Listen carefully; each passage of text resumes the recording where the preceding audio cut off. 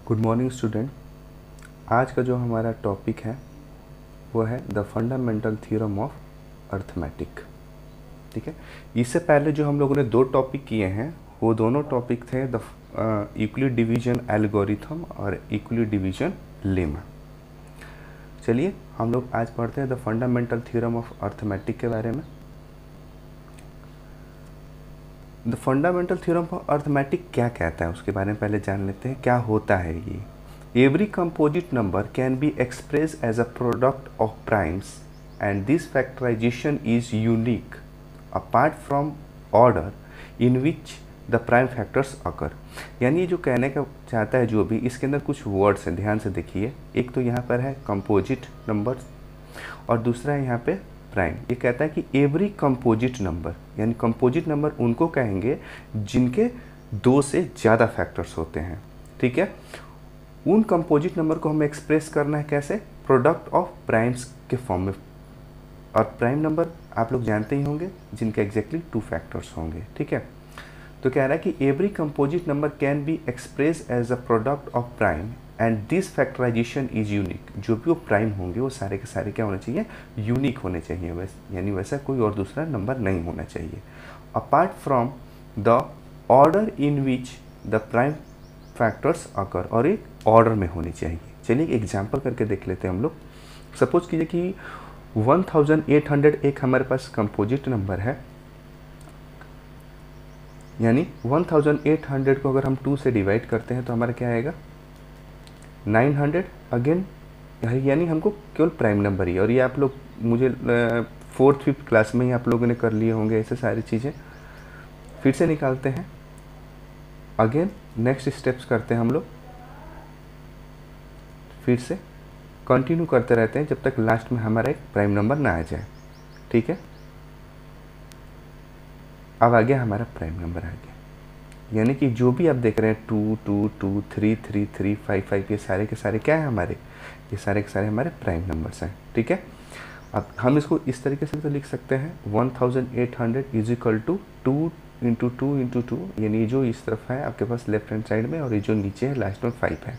तो क्या लिखा था हम लोगों ने, एवरी कंपोजिट नंबर, यानी कंपोजिट नंबर कितना है हमारे पास 1800, can be express as a product of primes. हम लोगों ने इसके प्राइम के फॉर्म में रिप्रेजेंट किया है। ठीक है, and this factorisation is unique. अब ये यूनिक नहीं है, देखिए 2 2 2 3 3 3 5, ये सारी चीज़ें हैं और ऑर्डर में तो है ही हमारे पास। ठीक है, हम इसको इस तरीके से लिख सकते हैं 1800 is equal to 2 raise to power 3, 3 raise to power 2 and 5 raise to power 2। ठीक है, तो यही कह रहा था कि every composite number can be express as a product of primes and this factorisation is unique apart from the order in which the prime factors occur. ठीक है, तो ये हमारे पास 1800 एक कंपोजिट नंबर है, उसको हम लोगों ने प्रोडक्ट ऑफ प्राइम के फॉर्म में लिखा, और ये सारे के सारे नंबर यूनिक भी हैं और ऑर्डर्स में भी हैं। ठीक है, इसके अलावा यहाँ पे एक और लाइन लिखा था, the fundamental theorem of arithmetic is also called a unique factorisation. ठीक है, हम इसको यूनिक फैक्टराइजेशन थ्योरम भी कहते हैं। कंपोजिट नंबर के लिए a natural number which is greater than 1 and is not prime is called a composite number. ठीक है, आगे जाके हमें यूज़ करना है ये जो the fundamental theorem of arithmetic, इस चैप्टर हम लोग पढ़ेंगे, इसको यूज़ करके हम इस चैप्टर में एसीएफ और एलसीएम निकालेंगे। ठीक है, तो क्या लिखा है, by using the fundamental theorem of arithmetic we shall find the HCF and LCM of the given number, और this method is called the prime factorisation method. इससे पहले वाले वीडियो में आप लोगों ने एसीएफ निकाला था, तो कौन से मेथड से, एल्गोरिथम से निकाला था, और यहाँ पे जब एसीएफ और एलसीएम निकालेंगे तो उसको हम बोलेंगे प्राइम फैक्टराइजेशन मेथड। एग्जांपल्स के तौर पे देख लेते हैं। Express 140 as a product of prime, prime के फॉर्म में रिप्रेजेंट करते हैं इसको। 140 को 2 से डिवाइड करते हैं, 70 आ जाएगा। अगेन 70 को 2 से हम लोग डिवाइड करते हैं, 35 आएगा। 35 को 5 से डिवाइड करते हैं, कितना आ गया 7। अब हम इसको इस फॉर्म में लिख सकते हैं, पर हमें इसको एक स्टैंडर्ड तरीके से लिखना है, तो इसलिए हम लिखेंगे 140 is equal to 2 raise to power 2 into 5 into 7। ठीक है। अब कभी कभी क्वेश्चन से आता है कि फैक्टर ट्री भी यूज़ करना पड़ता है, तो सपोज करिए इसी क्वेश्चन को 140 को ही हम लोग फैक्टर ट्री के फॉर्म में रिप्रेजेंट करते हैं। जैसे हमारे पास 140 है, इसको 2 से अगर हम डिवाइड करेंगे तो कितना आएगा हमारा 70 आएगा। फिर अगेन इसको हम 2 से डिवाइड करते हैं तो कितना आना चाहिए 35। अगेन 35 को 5 से तो कितना आ जाएगा 7 आ जाएगा। इसी को हम लोग बोलेंगे फैक्टर ट्री। आप जैसे 2 इंटू 2 इंटू 5 इंटू 7 है, इन सबको मल्टीप्लाई करोगे तो 140 के बराबर होगा। ये हम लोगों ने सॉल्व करके देख लिया। ये चलिए एक बड़ा सा एग्जांपल देख लेते हैं।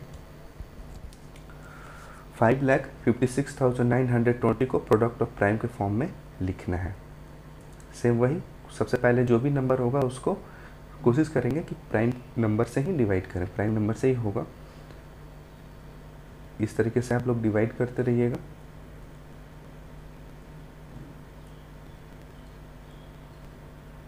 और लास्ट में 17 है और 17 क्या है हमारा प्राइम नंबर है, यहाँ पे छोड़ देंगे। अब इसको हम इस तरीके से लिख सकते हैं 2⁻3, 3⁻2 और यहाँ पे गलती हो गया है, यहाँ पे 5 नहीं होना चाहिए, यहाँ पे जो होना चाहिए वो हमारा होना चाहिए 7,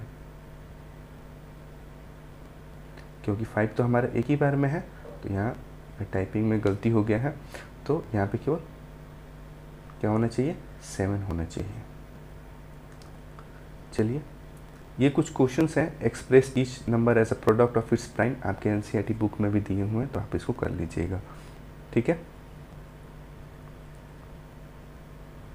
factors and multiples, factors and multiples आप लोग बचपन से ही पढ़े हैं और बचपन से ही करते आ रहे हैं, इसमें बताने की जरूरत नहीं है। थोड़ा सा जो चीज़ें हैं उसको हम बता देते हैं।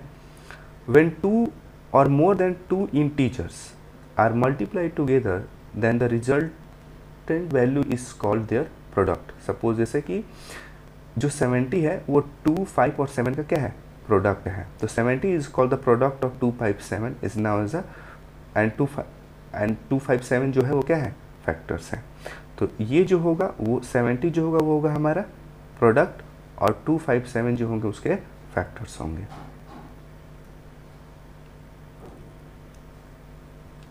A number which divides a given number exactly is called a factors, यानी कि ये जो नंबर है 70 को एग्जैक्टली डिवाइड कर लेंगे, ये इसको हम कहेंगे factors of that given number and the given number is called the multiples, और ये जो नंबर है इसके क्या है मल्टीपल्स हैं, 2 के मल्टीपल्स हैं। ठीक है। नाउ जो 70 है वो एग्जैक्टली किससे डिवाइड होगा 1 से, 2 से, 5 से, 7 से, 70 से, तो 1, 2, 5, 7, 70 जो होंगे वो क्या कहलाएंगे फैक्टर्स कहलाएंगे। ठीक है। और जो 70 होगा वो क्या होगा इन सब के मल्टीपल्स। ठीक है। तो जो 1 और 70 है हम उसको इम्प्रॉपर फैक्टर्स बोलते हैं। ठीक है। और जो 2, 5, 7 होंगे उसको हम लोग प्रॉपर फैक्टर्स बोलेंगे। ठीक है। यहाँ पे लिखा है questions, explain why 7 into 11 into 13 plus 13 and 7 into 6 into 5 into 4 into 3 into 2 into 1 plus 5 are composite numbers.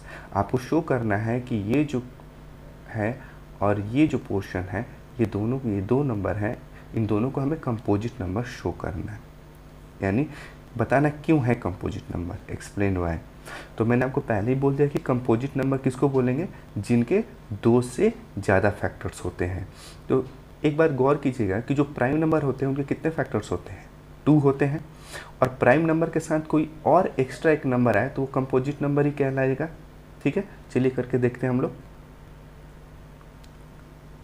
7 into 11 into 13 plus 13, हम इसको ये 2, एक नंबर यहाँ पर है हमारे पास और एक नंबर यहाँ है। ठीक है। तो इन दोनों नंबर में से 13 कॉमन है, मैंने 13 बाहर निकाल दिया, क्या बचेगा इन ब्रैकेट 7 इंटू 11 प्लस 1, यानी कि 13 और इनको मल्टीप्लाई 78। 13 तो खुद ही क्या है एक प्राइम नंबर है, और प्राइम नंबर के साथ मैंने क्या बोला कोई भी एक नंबर होगा तो क्या होगा कंपोजिट नंबर ही होगा।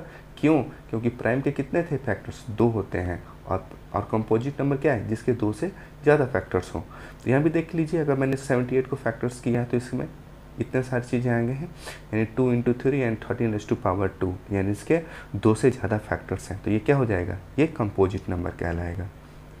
अगला नंबर है, यहाँ भी ध्यान से देखिए, यहाँ पे 2 नंबर हैं। एक नंबर तो ये है आपके पास और एक नंबर 5 है। इन दोनों में देखिए 5 यहाँ भी है और 5 यहाँ तो है ही, इन दोनों में कॉमन निकाल लेते हैं 5, ये हमारा बच जाएगा। अब ध्यान से देखिए 5 एक प्राइम नंबर है, उसके साथ जो भी नंबर आएगा, यानी इसके तो 2 फैक्टर होंगे ही, 1 और 5, और इसके जो भी नंबर आएगा उसके भी कम से कम 2 फैक्टर्स होंगे। अगर प्राइम नंबर भी आएगा तो ये भी क्या हो जाएगा, कंपोजिट नंबर ही कहलाएगा। द गिवन नंबर है मोर देन 2 प्राइम फैक्टर्स, इनके 2 से ज़्यादा प्राइम फैक्टर्स हैं, इसीलिए यहाँ पे कुछ भी तो क्या 1 भी तो होगा। ठीक है, ठीक है, 2 प्राइम फैक्टर्स हैं यहाँ पे, तो ये सारे के सारे नंबर क्या कहलाएंगे, कंपोजिट नंबर्स कहलाएंगे। Both the numbers are composite. ये सारे क्वेश्चंस हैं, मतलब क्वेश्चंस आपके बुक में भी हैं, तो इन सारे क्वेश्चंस को आप लोग सॉल्व कर लीजिएगा कि क्यों कंपोजिट नंबर है। ठीक है, ACF एंड LCM, ACF और LCM आप लोग बहुत पहले ही निकाल चुके होंगे, बहुत पिछले क्लासेस में ही पढ़े होंगे आप लोग, बहुत सारे निकाले होंगे। तो इसमें हम लोग को प्राइम फैक्टराइजेशन से मेथड से करना है, तो पहले जो हम लोगों ने पढ़ा है थोड़ा उसको एक बार रिकॉल कर लेते हैं। जैसे कि यहाँ पे लिखा है find the LCM and ACF of 12 and 50। ठीक है, तो ये जो 12 है ये 1 2 3 4 6 12 क्या है, इसके फैक्टर्स हैं, और 12 24 36 48 60 72 डैश टू इन्फिनिटी ये सारे इसके मल्टीपल्स हैं। उसी तरीके से 15 के मल्टीपल्स क्या है, 15 30 45 60 75 इन्फिनिटी तक, और यहाँ पे जो उसके फैक्टर्स हैं क्या है 1 3 5 और 15। तो जो आपके लेफ्ट हैंड साइड है ये सारे के सारे इसके फैक्टर, इन दोनों के फैक्टर्स हैं, और जो आपके राइट हैंड साइड में ये सारे के सारे मल्टीपल्स हैं। ठीक है, तो सबसे पहले हम लोग क्या निकालते हैं, ACF हाईएस्ट कॉमन फैक्टर्स। तो ये फैक्टर्स होंगे, उसमें क्या उसने फैक्टर में कौन सा फैक्टर होना चाहिए, कॉमन होना चाहिए, इन दोनों में कॉमन होना चाहिए और हाईएस्ट होना चाहिए। तो ये दोनों नंबर 12 और 15 के जो फैक्टर्स हैं उसमें देखिए कि कॉमन भी होना चाहिए, कॉमन मतलब ऊपर भी होना चाहिए और नीचे भी होना चाहिए। ठीक है, ठीक है, और हाईएस्ट होना चाहिए। 1 है दोनों में, यहाँ 2 है पर यहाँ 2 नहीं, यहाँ 3 है यहाँ भी 3 है, 3 मैच कर रहा है। ठीक है, 5 नहीं है, 15 भी नहीं, और कुछ मैच नहीं कर रहा है। तो यानी कि इस कहने का मतलब हमारे को जो ACF होना चाहिए कितना होना चाहिए, 3 होना चाहिए। उसी तरीके से जो LCM है यानी लोवेस्ट यानी सबसे कम कॉमन इन दोनों में, और मल्टीपल, ये मल्टीपल्स तो हैं ही, इसमें दोनों में लोवेस्ट कॉमन मल्टीपल्स कौन सा है, 12 यहाँ यहाँ 15 है ही नहीं। ध्यान से देखिए कौन सा है यहाँ पे क्या मैच कर रहा है, 60 है यहाँ पे। आगे तक तो बहुत सारे हो जाएंगे, इस केवल इसने पूछा है लोवेस्ट, तो इसीलिए हम लोग केवल लोवेस्ट ही देखेंगे। तो ACF ऑफ 12 एंड 15 कितना हो जाएगा 3, और LCM जो होगा कितना होना चाहिए 60 होना चाहिए। चलिए एक और एग्जाम्पल करके देख लेते हैं। ठीक है, 10 के ये लेफ्ट हैंड साइड में सारे फैक्टर्स हैं और राइट हैंड साइड में इसके मल्टीपल्स हैं। 20 के भी, अब चलिए देखते हैं हाईएस्ट कॉमन फैक्टर, हाईएस्ट कितना है इस दोनों के बीच में 10 है, और लोवेस्ट कॉमन मल्टीपल कितना है 20 है। ठीक है, तो ACF 10 20 कितना होगा 10, और LCM जो होगा वो कितना होना चाहिए 20। ठीक है, ये 2 एग्जाम्पल हैं आपके पास, इन 2 एग्जाम्पल से हम लोग 2 चीज़ें पता चलता है हम लोग को, वो आगे क्वेश्चंस में हम लोग करेंगे। पहला चीज़ क्या है इसके अंदर, the product of 2 positive integer is equal to the product of their ACF and LCM। ठीक है, प्रोडक्ट ऑफ 2 पॉजिटिव इंटीजर्स, यानी 2 इंटीजर्स है हमारे पास 12 एंड 15, अगर हम 12 इंटू 15 करते हैं वो किसके बराबर होना चाहिए, equal to product of their ACF and LCM, यानी कि ACF 3 और 60 के बराबर होना चाहिए। ध्यान से देखिए, तो यहाँ देखिए उसने क्या लिखा था, प्रोडक्ट ऑफ 2 पॉजिटिव इंटीजर यानी 12 into 15 is equal to product of their ACF and LCM। हमने दोनों किया, यानी लेफ्ट हैंड साइड और राइट हैंड साइड, ठीक है। तो याद रखना ये बहुत ही इंपॉर्टेंट फार्मूला है, the product of two positive integer is equal to the product of their HCF and LCM, ठीक है। पर कंडीशन है यहाँ पे देखिए, but the same is not true for 3 और मोर पॉजिटिव इंटीजर्स, ये केवल 2 इंटीजर्स के लिए ट्रू है, उससे ज़्यादा के लिए नहीं है। और एक कंडीशन यहाँ से इन 2 एग्जाम्पल्स में आप लोगों ने जो एग्जाम्पल 4 और एग्जाम्पल 5 किया है, पहला तो हमको ये पता चला कि product of 2 positive integers is equal to the product of their HCF and LCM, और जो दूसरा चीज़ है वो है LCM is always a multiple of HCF. LCM यानी क्या कह रहा है, LCM is always a multiple of HCF, यानी कि जो 60 है वो 3 का मल्टीपल है, या आप ये भी कह सकते हैं कि जो भी एलसीएम होगा वो एचसीएफ से कम्प्लीटली डिवाइड हो जाएगा। यहाँ पे देखिए 60 है जो 3 से कम्प्लीटली डिवाइड हो जाएगा, और यहाँ देखिए जो 20 है वो किससे डिवाइड हो जाएगा, 10 से डिवाइड हो जाएगा। तो 2 चीज़ों को ध्यान में रखे रहिएगा, इन दोनों चीज़ों से क्वेश्चन हम लोग आगे करेंगे, ठीक है। चलिए पहला है find the HCF and LCM of 90 and 144 by the prime factorisation method. इससे पहले जो हम लोगों ने किया था उसमें कौन था, एल्गोरिथम से किया था, अभी हम लोग करेंगे प्राइम फैक्टराइजेशन मेथड से। तो जब भी आपको क्वेश्चंस दिया जाएगा तो ध्यान से देखना कि कौन से मेथड से पूछ रहा है, ठीक है, एल्गोरिथम से पूछ रहा है या प्राइम फैक्टराइजेशन मेथड से पूछ रहा है, ठीक है। तो सबसे पहले हम इसका प्राइम फैक्टराइजेशन करते हैं। इसका 90 का इस तरीके से हो जाएगा 2 इंटू 3⁻² इंटू 5, और जो हमारे पास 144 होगा, ठीक है, इस तरीके से लिख सकते हैं, ठीक है। अब ध्यान से देखिएगा यहाँ पे, इससे पहले जो हम लोगों ने किया था उसको हमें उस चीज़ को नहीं यूज़ करना है, यहाँ पे देखना प्राइम फैक्टराइजेशन मेथड से यूज़ करना है हमको। तो प्राइम फैक्टराइजेशन मेथड में एचसीएफ निकालने की जो कंडीशंस होगी वो होनी चाहिए only product of common prime factors with lesser power और इंडेक्स। मैंने एक वर्ड यूज़ किया है ओनली, ठीक है, ओनली याद रखिएगा, only product of common prime factors with lesser power, तो यानी कि केवल कॉमन, ठीक है, उसके अलावा और कुछ नहीं। तो यहाँ 2 है, यहाँ भी 2 है, ठीक है, मैंने यहाँ पर वर्ड किया है विथ लेसर पावर और इंडेक्स, तो यहाँ पे 2 की पावर 1 और यहाँ 2 की पावर 4 है, तो हम किसको लेंगे, 2 को लेंगे, ठीक है। आगे लिखा यहाँ पे ध्यान से देखिए 3⁻² एंड 3⁻², ये तो कॉमन है और दोनों पावर बराबर है, तो हम लोग ये दोनों लेंगे, ठीक है, दोनों में से एक लेना है, ठीक है। यहाँ 5 और यहाँ 5 नहीं है, ठीक है, तो जो हमारा एचसीएफ होगा वो क्या होना चाहिए, 2 इंटू 3⁻² इज इक्वल टू कितना होना चाहिए, 18, ठीक है।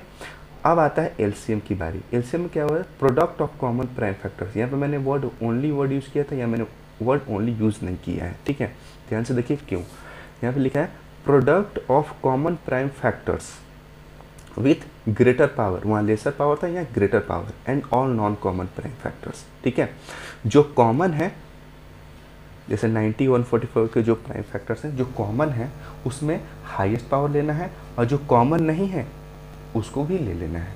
यहाँ 5 तो उस समय एचसीएफ में नहीं लिए थे, आप एलसीएम में देखिए कैसे लिखेंगे। 2 कॉमन है दोनों में, मैंने क्या था पावर ग्रेटर पावर लेना है, तो उसमें क्या ले लेंगे 2 की पावर 4, ठीक है। 3 दोनों में कॉमन था, सेम पावर था, इसलिए हम लोगों ने ले लिया।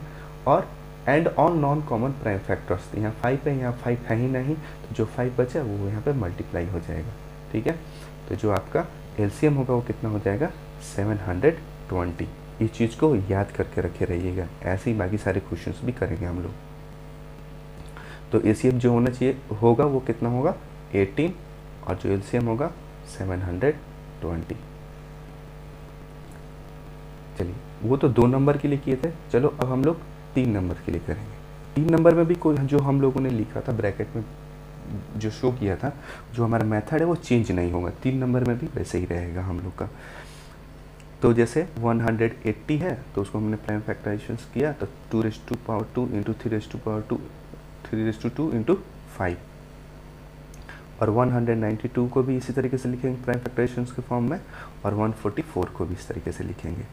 एचसीएफ के लिए क्या कंडीशंस थी, common with lesser power, only common with lesser power, common क्या है, 2 है, 2 में पावर कितनी है, लेसर पावर 2 है, ठीक है। और यहाँ 3 है, 3 की पावर कम कितने हैं, 1। तो जो एचसीएफ होगा उसमें इसको ले लेंगे हम लोग और एक इसको ले लेंगे, ठीक है। 5 यहाँ तो है ही नहीं, तो कॉमन को तो लेते ही नहीं थे, तो इसलिए जो हमारा एचसीएफ होगा वो कितना हो जाएगा, 2⁻² × 3, ठीक है। अब एलसीएम में क्या था, कॉमन विथ हाईएस्ट पावर, तो हाईएस्ट में क्या है 2⁶, और यहाँ 3⁻², और यहाँ क्या है 5। इन सबको ले लिए हैं हम लोग, यहाँ पे इसको मल्टीप्लाई करेंगे हो जाए। चलिए अगला एग्जांपल हम लोग देखते हैं। If 2 positive integer p and q, suppose कीजिए कि हमारे पास 2 इंटीजर्स हैं p एंड q, जैसे इससे पहले हम लोग कोई भी नंबर लेते हैं, यहाँ पे 180, 192, ऐसे कुछ भी इंटीजर्स हो सकते हैं। अभी एक्सप्रेस एस p जो है उसको हम लिखेंगे, जो है एक्सप्रेस्ड किया है p को a² एंड q को a³ के फॉर्म में, और जो a और b है वो क्या है, प्राइम नंबर है। एंड जैसे इस तरीके से आप लोगों ने लिखा हुआ है उसी तरीके से ये सारी चीज़ें आपको दिया हुआ है। अब यहाँ से एचसीएफ और एलसीएम निकालना है, तो हम p को जैसे एक्सप्रेस किया वैसे ही लिख लेते हैं, a² और q को a³b। तो एचसीएफ क्या होता था, common with lesser power, common क्या है a, तो लेस a और b, ठीक है। और जो एलसीएम होगा यानी common with highest power, a³ और b²।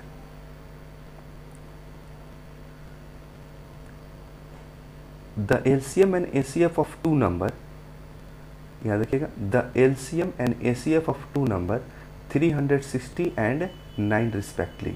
If one number is 45 find the number, ठीक है। ऐसा हम लोगों ने पीछे जो एलसीएम कर रहे थे एक्सपेरिमेंट, उसमें हम लोगों ने लिखा था। तो यहाँ पे क्या कह रहा है कि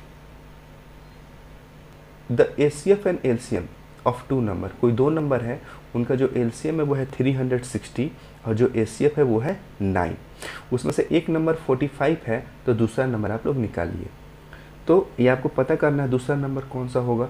तो हम लोगों ने एक्सपेरिमेंट किया था, उसमें हमें रिजल्ट निकाला था कि product of 2 number is equal to HCF into AC, ठीक है, एलसीएम इंटू एसीएफ। तो चलिए सॉल्व करते हैं इसको। दूसरे नंबर को हम लोग y मान लेते हैं, और जो हमारा फार्मूला था यही था, उस समय हम लोग लिखे थे, the product of 2 number is equal to HCF into LCM, यही था। सॉल्व करते हैं। तो 2 नंबर है, एक तो 45 ऑलरेडी आपको दिया हुआ है, और दूसरा को हमने y माना, is equal to HCF 360 into LCM 9।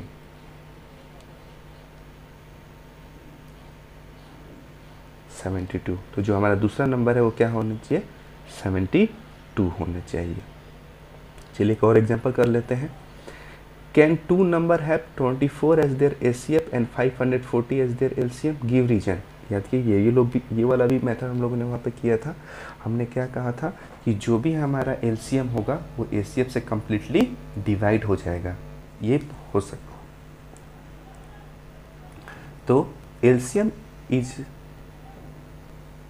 always a multiple of ACF और LCM of 2 number should be exactly divisible by ACF, ठीक है।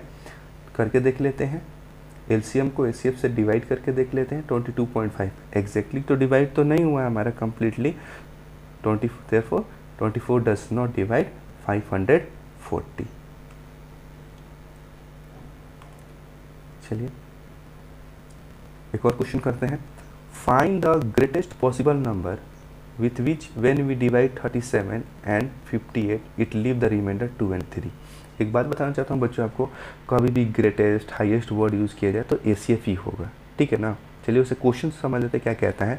कह रहा है find the greatest possible number, greatest possible number, ज़्यादा से ज़्यादा बड़ा number, with which when we divide 37 and 58, जिससे हम उसको 37 और 58 को डिवाइड करते हैं तो जो हमारा रिमाइंडर बचता है वो कितना होना चाहिए, 2 and 3 रिस्पेक्टिवली। यानी सबसे बड़ा, इन दोनों का सबसे बड़ा नंबर होगा कॉमन, उस अगर उससे 37 को डिवाइड करते हैं तो जो हमारा रिमाइंडर आना चाहिए 2, और 58 से अगर उसको उस नंबर से 58 को अगर डिवाइड करते हैं तो कितना होना चाहिए, 3, ठीक है। चलिए कर लेते हैं, आगे देखते हैं। When we divide 37 and 58 by the same number then we get remainder 2 and 3 respectively. So 37 minus 2 and 58 minus 3 must be divisible, hence leaving the remainder 0. यानी कि अगर 37 माइनस 2 करते हैं और 58 माइनस 3 करते हैं यानी 35 और 55, तो ये दोनों नंबर एग्जैक्टली डिवाइड हो जाएंगे उस नंबर से, यानी कि it means 35 and 55 both are divisible by that number. और ये नंबर अगर डिविजिबल होंगे किससे होंगे, अपने फैक्टर से ही ना होंगे, तो इन दोनों का हमें क्या निकालना पड़ेगा, हाईएस्ट कॉमन फैक्टर। तो 35 का और 55 का प्राइम फैक्टराइजेशंस के फॉर्म में करते हैं, तो क्या रूल था, जो कॉमन होता है वही, यानी तो नंबर क्या होना चाहिए, 5 ही होगा। तो आप भी यहाँ पे देख लीजिए, अगर 37 को 5 से डिवाइड करेंगे तो रिमाइंडर 2 ही बचेगा, और 58 को 5 से डिवाइड करेंगे तो रिमाइंडर 3 ही बचेगा। एक और एग्जांपल देकर लेते हैं। An army contingent of 616 members is to march behind any army band of 32 members in a parade। ठीक है, the two groups are to march in the same number of columns। what is the maximum number of column in which they can march। कहता है कि एक army contingent उसमें 616 members हैं और एक आर्मी बैंड है जिसमें 32 मेंबर हैं।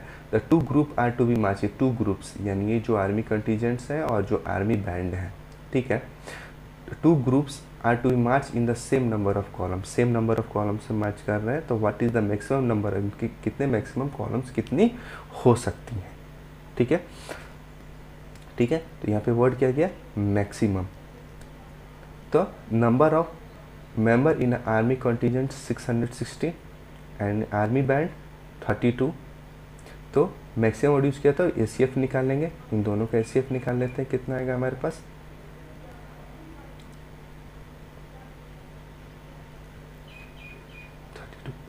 यानी कि एसीएफ जो होना चाहिए कितना होना चाहिए, 8। तो has the maximum number of column is equal to 8। Next question करते हैं। In an examinations the number of student in Hindi, English, mathematics are 60, 84 and 108 respectively. Find the minimum number of rooms required if in each room the same number of student to be seated and all of them being the same subject. यहाँ पे जो कह रहा है कि एक examinations के अंदर हिंदी वाले 60 बच्चे हैं, इंग्लिश के 84 और मैथमेटिक्स के 108 है। Minimum number of rooms, minimum number of rooms का मतलब कि कोशिश के ज़्यादा से ज़्यादा आप किसी रूम में बच्चों को बैठाइएगा, तभी ना कम से कम रूम होंगे वो। If in each room the same number of students are to be seated and all of them in the same subject, यानी एक रूम में एक ही सब्जेक्ट वाले बच्चे होंगे और बराबर बराबर होंगे ऐसे, ठीक है। तो क्वेश्चंस देखते हैं इसके अंदर। Number of student in Hindi 60 है, इंग्लिश 84 है, मैथमेटिक्स 108 है, ठीक है। तो जो मिनिमम नंबर ऑफ रूम्स निकालने का जो तरीका होगा वो बस इन सबको ऐड कर लो और जो मैक्सिमम नंबर स्टूडेंट्स यानी इन तीनों का एसीएफ जो होगा उससे डिवाइड कर लेते हैं, ठीक है। ये हमारा तरीका होगा मिनिमम नंबर ऑफ रूम्स निकालने के लिए। चलिए, तो maximum number of student in each room, maximum यानी ज़्यादा से ज़्यादा बच्चों के लिए, मैक्सिमम के लिए तो एसीएफ निकालना पड़ेगा। तो जो इनका एसीएफ होगा वो कितना होना चाहिए, निकालते हैं। एसीएफ जो होगा वो 12 होगा। तो मिनिमम नंबर ऑफ रूम्स जो होंगे कितने हो जाएंगे, क्या लिखा था, total number of students divided by maximum number of students in each room, ये हो जाएगा टोटल 21 हो जाएगा, ठीक है।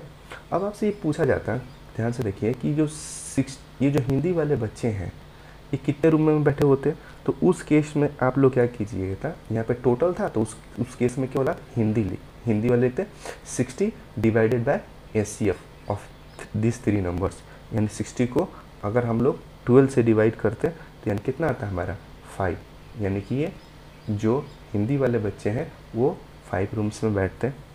और इंग्लिश के लिए अगर आपसे पूछा जाता तो इंग्लिश वाले के लिए भी आप लोग यही करते हैं, यानी कि 84 डिवाइडेड बाय 12, तो ये कितना हो जाता है, ये हो जाता 7 रूम्स में ये बच्चे बैठते हैं इंग्लिश के। उसी तरीके से अगर आपसे पूछा जाता कि मैथमेटिक्स वाले कितने रूम में बैठेंगे, तो 108 को आप लोग डिवाइड कर लेते 12 से, यानी टोटल कितने रूम में बैठते मैथ के बच्चे 9। अब इन तीनों को ऐड कर लीजिए, ये देखिए क्या 21 के बराबर हो रहा है। ठीक है, चलिए अगला क्वेश्चन करते हैं हम लोग। 3 bells in the Bhutnath temple toll at the interval of 48, 72 and 108 seconds individually. If they have toll all together at 6 am, then at what time will they toll together after 6 am? 3 bells हैं और 3 bells हैं ABC। Suppose कीजिए एक 48 seconds पे बजता है, एक 72 पे और एक 108 सेकेंड्स पे ये बजते हैं, सारे सेकेंड्स में बजते हैं। ठीक है, अब ये तीनों एक साथ 6 am बजते हैं, तो बताइए कि अगली बार ये कब बजेंगे। ठीक है ना, अगली बार कब बजेंगे, तो जो भी होगा ये आगे के लिए होगा इनका, मतलब हमें LCM निकालना पड़ेगा इसका। ठीक है, LCM ऑफ 48, 72 एंड 108, तो LCM के लिए क्या था, कॉमन विथ हाईएस्ट पावर। ठीक है, तो जो LCM होगा इन तीनों का हो जाएगा 432 सेकेंड, और 432 सेकेंड्स को मिनट में मिनट में कन्वर्ट करते हैं तो 7 मिनट और 12 सेकेंड्स ये सारे हो जाएंगे। तो अगली बार कब बचेगा, ये है आपका टाइम।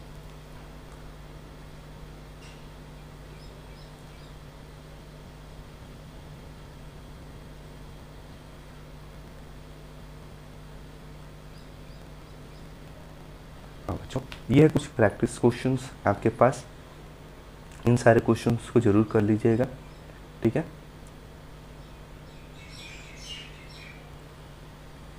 चलिए concept of unit digit zero. देखो बच्चों, कॉन्सेप्ट ऑफ यूनिट डिजिट जो है टॉपिक है बहुत बड़ा है, पर जो आपके बुक में है वो केवल जीरो के बारे में पूछ रहा है, इसीलिए मैंने इसको बहुत कोशिश किया है कि आपको आसानी से समझाने के लिए केवल जीरो का ही। अगर बाकी नंबर्स के लिए भी अगर आप समझना चाहें तो आप बोल दीजिएगा, उसके लिए एक अलग से वीडियो बना देंगे, पर यहाँ पे केवल हम लोग कॉन्सेप्ट ऑफ यूनिट डिजिट केवल जीरो ही समझेंगे। ठीक है, केवल जीरो के लिए और किसी के लिए नहीं है। तो चलिए कुछ एक्सपेरिमेंट करके देख लेते हैं। देखिए 5 को हमने 1 से मल्टीप्लाई किया 5 पे आएगा, 3 से मल्टीप्लाई किया 15, 5 से 25, 7 से 35 और 9 से किया तो 45, 11 से किया तो 55 एंड सो ऑन, ऐसे करते रहेंगे। ध्यान से देखिएगा कि यहाँ पे जो भी हम ये 5 है, अगर 5 को मैंने और नंबर से मल्टीप्लाई किया तो जो मेरा यूनिट डिजिट आ रहा है वो क्या आ रहा है, सबके पीछे देखिए क्या है, 5 ही आ रहा है, सबका आ रहा है। ठीक है, एक और एक्सपेरिमेंट करके देख लेते हैं।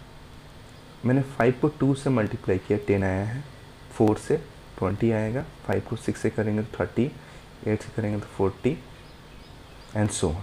यहाँ पे ध्यान से देखिए कि मैंने 5 को इवन नंबर से मल्टीप्लाई किया तो सबके जो यूनिट डिजिट है क्या है, जीरो है। ठीक है, ठीक है, तो यहाँ पे गौर करने की बात है बच्चों कि अगर आपके कोई भी इंटीजर्स दिया होगा बिना पावर के दिया होगा, ठीक है, और ऐसे पूछा जाए तो ध्यान से रखना कि अगर 5 को अगर हम लोग और नंबर से मल्टीप्लाई करते हैं तो उसका यूनिट डिजिट केवल 5 आता है। अगर 5 को इवन नंबर के साथ मल्टीप्लाई करते हैं तभी हमारा यूनिट डिजिट क्या आता है, जीरो आता है। ठीक है, चलिए अब पावर वाले के बारे में थोड़ा देख लेते हैं।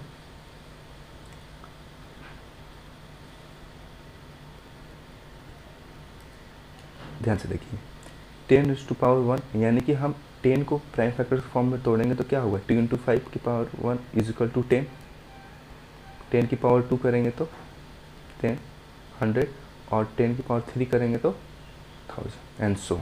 ठीक है, उसी तरीके से 20 का भी करेंगे तो 2 की पावर 2 × 5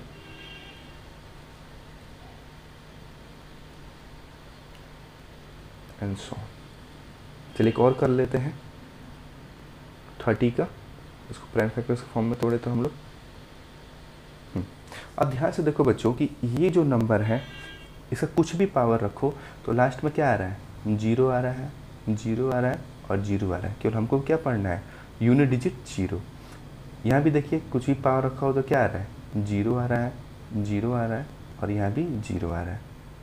यहाँ भी देखिए कुछ भी नंबर हो, 0 0 और 0।